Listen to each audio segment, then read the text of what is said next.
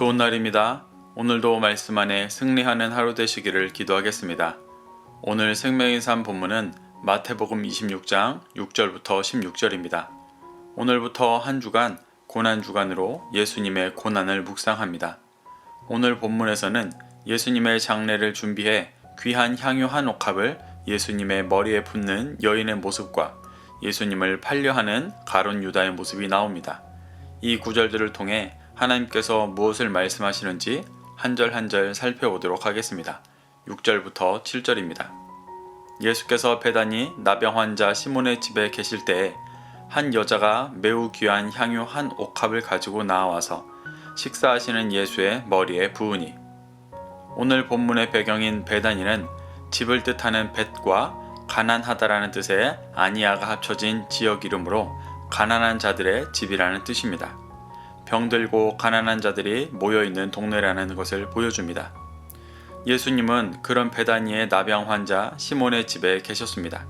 그때 한 여자가 와서 매우 귀한 향유 한 옥합을 가져와 식사하시는 예수님의 머리에 붓습니다. 여기서 말하는 여자가 누군지에 대해 여러 의견들이 있지만 대체적으로 나사로의 누이 마리아라고 여깁니다. 그녀가 예수님의 머리에 부은 귀한 향유 한 옥합은 당시 노동자들의 1년치 급여에 해당하는 값비싼 것이었다고 합니다. 이는 결혼하는 신부들이 준비하는 예물이기도 했는데 그녀는 자신의 전부를 주님께 부어드린 것입니다. 8절부터 9절입니다. 제자들이 보고 분기하여 이르되 무슨 의도로 이것을 허비하느냐? 이것을 비싼 값에 팔아 가난한 자들에게 줄 수 있었겠도다 하거늘. 마리아가 향유를 붓는 모습을 본 제자들은 분개하며 무슨 의도로 이것을 허비하는지 책망합니다. 특히나 가난한 베다니 지역에서 이런 귀한 것을 비싼 값에 팔아 가난한 자들에게 줄 수 있을 텐데 왜 낭비하는지 책망합니다. 이 말은 베단이라는 어려운 지역에서 보면 상식적인 말일 수도 있겠지만 이 여인이 행하는 일의 목적을 전혀 이해하지 못하고 있기 때문에 할 수 있는 말이기도 했습니다. 더 정확히 말하면 여인의 의도를 이해하지 못했다기보다 자신의 명확한 다른 목적이 있어 애초 여인의 의도가 중요하지도 않았을 것입니다.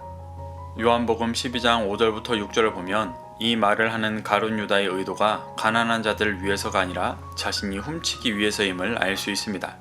겉으로는 가난한 사람을 위하는 척하고 상식적인 말을 하는 것 같지만 결국 자신의 유익을 위해 예수님께 드려지는 것을 아까워하고 있는 것입니다. 예수님을 따라다니며 계속해서 돈을 더 사랑하니 여인이 행하는 행위가 어떤 의미인지 그에게는 중요하지 않았고 자신이 그 향유를 훔치지 못한 것에 대한 분노만 있었습니다.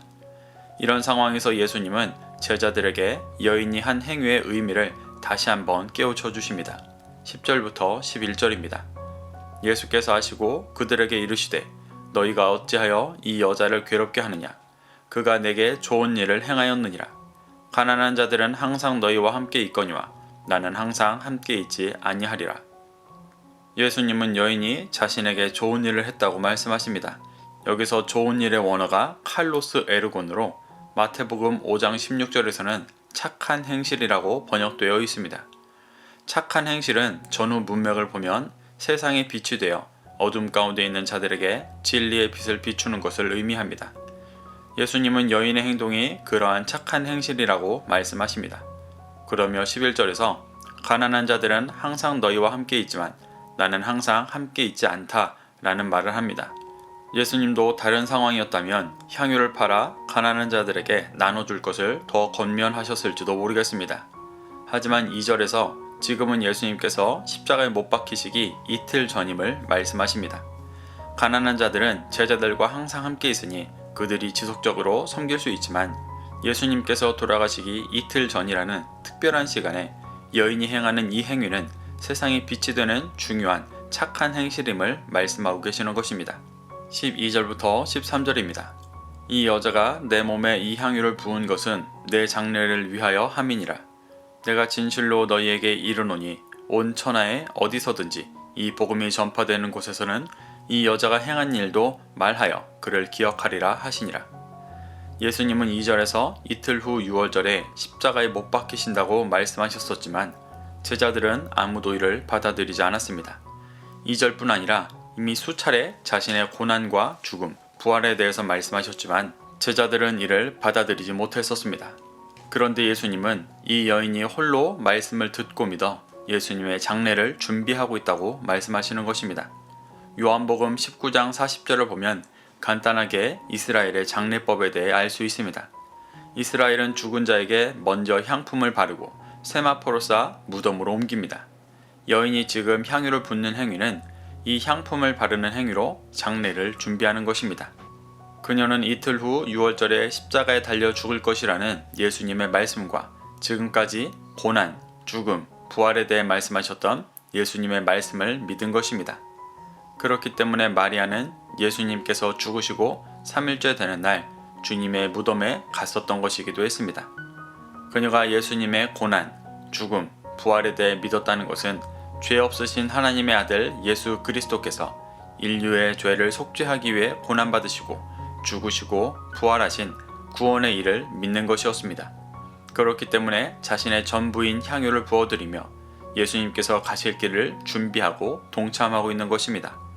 제자들과 달리 그녀는 예수님께서 이 땅에 오신 이유와 그 죽음의 의미를 이해하고 동참했기 때문에 그녀의 이 행위가 복음이 전파되는 모든 곳에서 기억될 것이라고 말씀하시는 것입니다. 이는 그녀의 행동뿐 아니라 그녀의 행동의 의미와 목적도 기억되어져 듣는 이들이 그 길을 함께 가게 될 것을 의미하는 것이기도 했습니다. 여인이 제자들과 다르게 예수님의 의도를 깨닫고 장례를 준비할 수 있었던 이유는 그녀 안에 다른 목적이 없었기 때문입니다.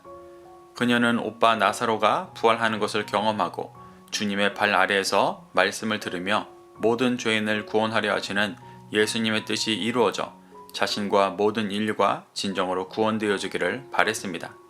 그런데 제자들은 아직은 온통 자신의 목적으로 가득했습니다. 예수님께서 다윗과 같은 강력한 왕이 되셔서 로마를 무력으로 몰아내고 강력한 이스라엘을 이루기만을 소망했습니다. 그렇기 때문에 주님 곁에서 누가 더 높은지 싸웠던 것입니다. 그런 자신의 육신의 목적이 가득하니 주님의 죽음을 받아들일 수가 없었습니다. 또한 여인이 예수님의 장례를 준비하는 것 역시 받아들일 수가 없었습니다. 14절부터 16절입니다. 그때 12 중에 하나인 가룟 유다라 하는 자가 대제사장들에게 가서 말하되 내가 예수를 너희에게 넘겨주리니 얼마나 주려느냐 하니 그들이 은 30을 달아주거늘 그가 그때부터 예수를 넘겨줄 기회를 찾더라. 예수님은 가룟 유다가 돈을 훔치고 있다는 것과 자신을 팔려 한다는 것을 아셨습니다. 그래서 여인이 한 행위가 자신의 장례를 준비하는 것임을 알려주시며 제자들 역시 여인과 같이 자신의 장례를 준비하라고 말씀하신 것입니다. 이를 듣지 못하고 믿지 못하는 제자들이 회개하고 예수님이 행하신 일을 기억해 그 길을 준비할 것을 권면했던 것입니다. 하지만 온통 돈과 자신의 육신의 목적이 가득했던 가룟 유다는 이를 듣지 못했습니다. 그리고 점점 자신이 생각하는 강력한 이스라엘을 만들어줄 것 같지 않은 예수님을 팔아서 돈이라도 챙기려 했습니다. 자신의 유익만을 위해 살아가는 가룟 유다의 모습은 자신의 모든 것을 팔아 예수님이 가실 길을 예비하고 동참하려 했던 여인의 모습과 대조되는 모습입니다. 사랑하는 성도 여러분, 고난주간을 맞아 오늘 본문에 나오는 여인과 가룟 유다를 보며 주님 앞에 자신의 중심을 돌아보게 되시기를 축복합니다. 나는 예수님께서 목숨 바쳐 행하신 모든 죄인을 구원하는 일에 여인과 같이 자신의 모든 것을 들여 동참하는 신앙생활을 하고 있는지 아니면 가룟 유다처럼 자기 유익을 위해 신앙생활하다 주님께서 자기 유익을 채워주지 못하는 것 같으면 너무 쉽게 주님을 팔아버리는 신앙생활을 하고 있지는 않은지 정직하게 돌아보게 되시기를 축복합니다. 그래서 여인과 같이 예수님께서 걸어가신 고난, 죽음, 부활의 길에 동참해 세상에 빛이 되는 존재가 되시기를 소망합니다. 오늘도 이 말씀을 심령에 새겨 승리하는 하루 되시기를 기도하겠습니다.